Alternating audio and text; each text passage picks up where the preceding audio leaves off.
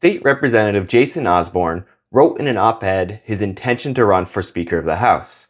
And in this op-ed, he highlights the victories that they have had and conquered since gaining a majority. Now I'm curious, how many of these victories are truth and how many are written fiction? So let's take a look at the facts and do some mythbusters. First myth, we cut taxes and we cut them again.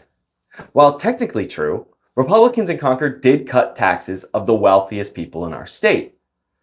But ask any of your neighbors and they will tell you that our property taxes are higher than ever.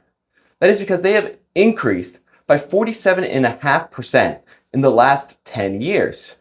So if we were to do an experiment, if we had taxes for the wealthy and taxes that we pay, and you cut their taxes, but you still got to pay for the water that's inside. So they're just shifting that over to us, and now we're paying it through our property taxes. The next myth is that they provided the largest investment in education history. Now this is another half-truth if you ignore inflation and include the $50 million they take from public funding and give it to private schools. In reality, if we were to look at inflation between 2016 and today, they are funding $823 less per student. When the state gets out of the way, the economy does better. We had 2,200 fewer jobs in New Hampshire in 2025, and wages fell against inflation for the third time in 4 years.